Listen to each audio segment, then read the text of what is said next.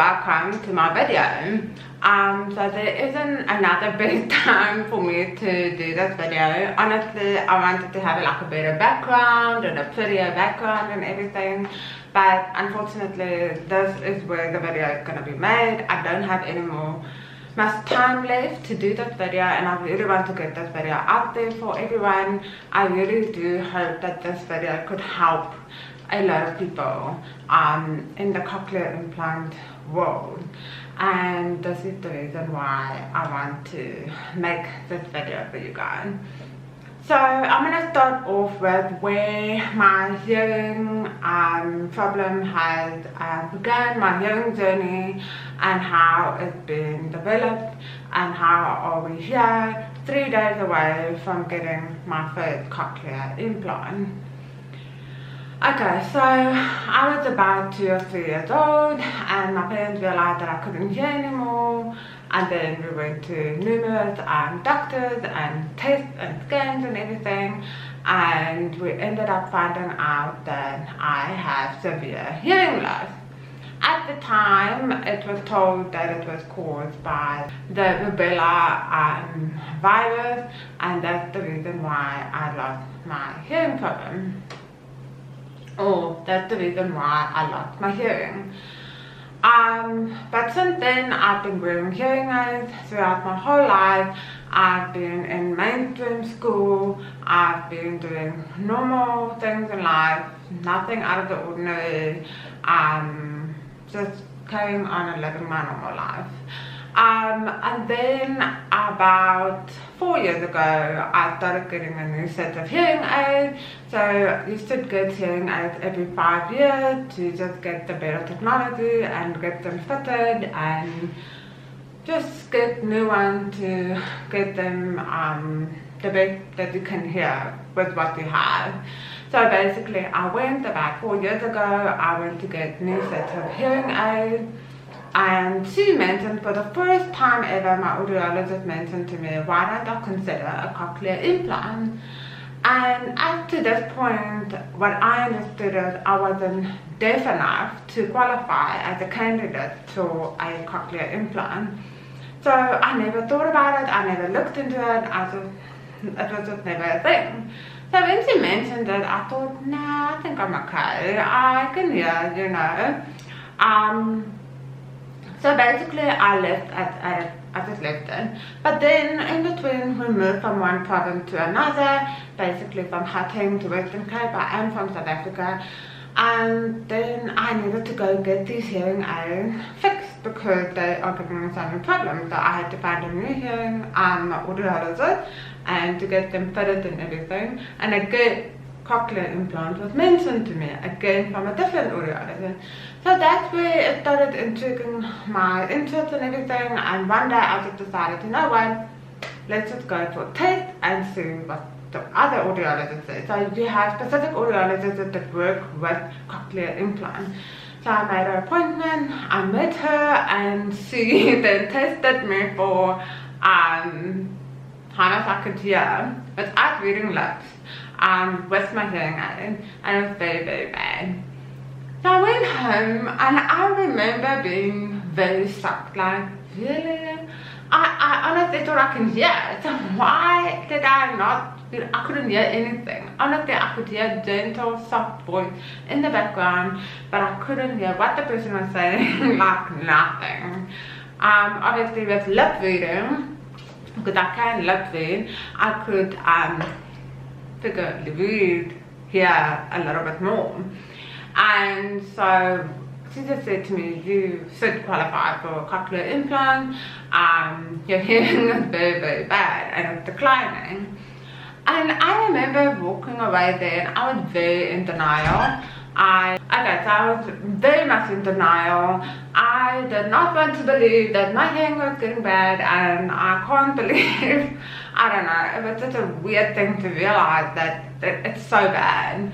And how I explain it to other people is basically, just imagine you are thin, and all of a sudden you are eating and eating and eating, and you wake up one day and your pants don't fit you anymore, and you realize, like, what happened? And you get on the scale and you are like 10 kilos heavier. And you're like, but what happened? Why didn't I see this coming? It's almost like that. It's slow and so gradually through the year that I didn't even realize that I was getting worse at my hearing. So after that I left. I didn't want anything to do with it. I was still very like ignorant about it. And the more I realized my situation, the more I realized I'm struggling to hear the kids, I'm struggling to hear my husband. Like I hear him talking to me, but I can't make out what he's saying. So I have what they call a I can't remember exactly, but it's like it goes down like that. So it starts like that and it goes down like that on the audiogram. So basically, a year later, I went back and then she did the test again, and we booked for an MRI and a CT scan. And then the same day, I went to see my ENT. So basically, I went early in the morning. I did the test again. So I was like, maybe she did the test wrong, like very doubting this whole process. But no, she did it right. I was again failing at these tests completely, and I just realized that I can't be in denial anymore. I'm laughing about it now, but it wasn't very funny at the time. And yeah, so after that I went for MRI and CT scan. So basically with the MRI, I don't know, this was my MRI experience. So they do inject you halfway through with a dye, and they push it through your vein, and they do more tests. So my MRI was probably an hour, and obviously they struggled to get a vein, so that took a while. And then a CT scan, and then I went to see my audiologist again, final testing and stuff. And then after that, later that afternoon, I saw my ENT. And then I was at my ENT, and then he was like, oh, so now we know why you have a hearing problem. So I was like, oh, well, what is it? So basically, we have finally found out why I have severe hearing loss. So basically what I have is type 2 incomplete partition of the cochlea. So basically my cochlea has not fully developed and hasn't finished developed. So the top part of the cochlea is open. So yeah, that's just basically the way of saying that it hasn't been fully developed.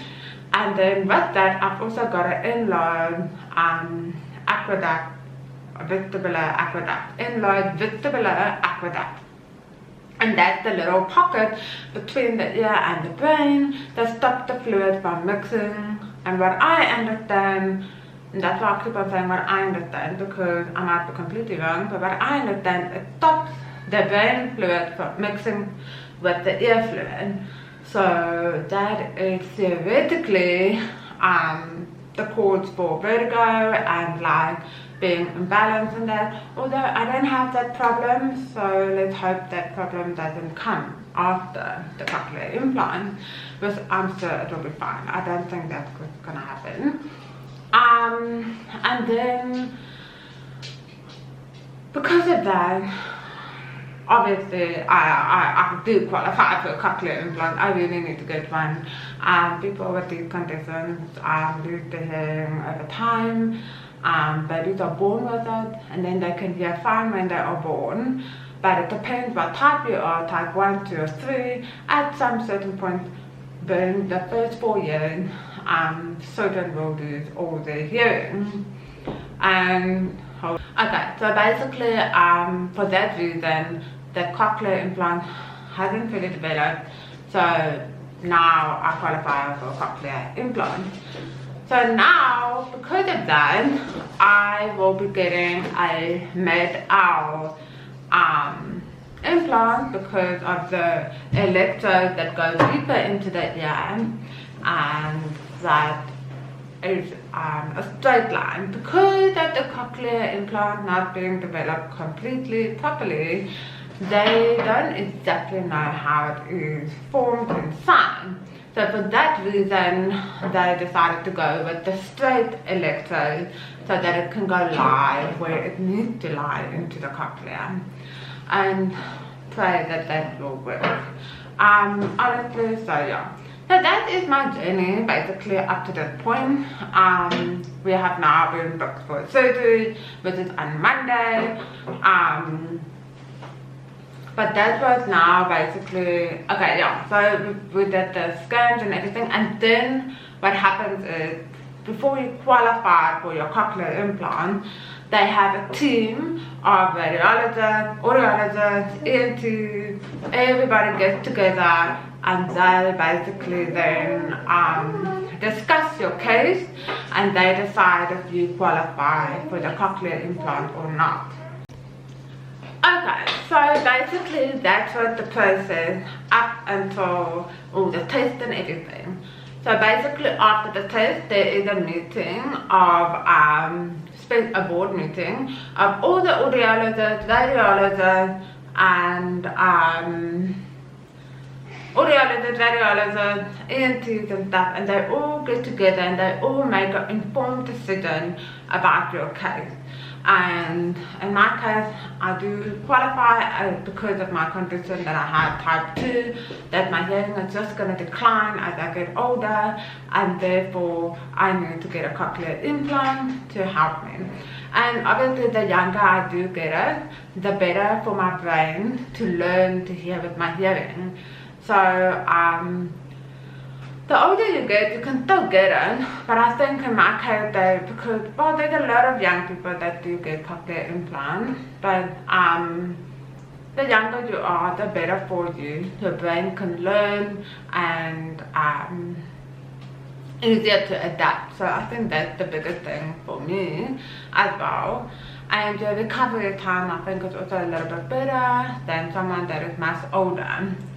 So yeah, so that was up until then, and then we literally had to wait for medical aid and everything. That was last year, I would say October, August, and up until, yeah, basically until I had the meeting, and then now the 10th of February I do have my surgery.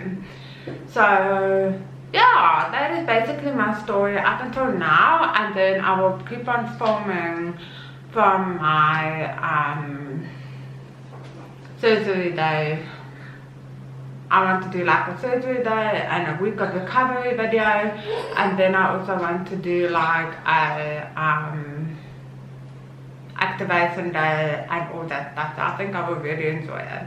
So I really hope you enjoy my video, and I hope you find it helpful and comforting to know that you are not alone. I do feel there's not enough of these videos out there, and I really hope that you enjoy it. Have a lovely day. Bye guys. Mama.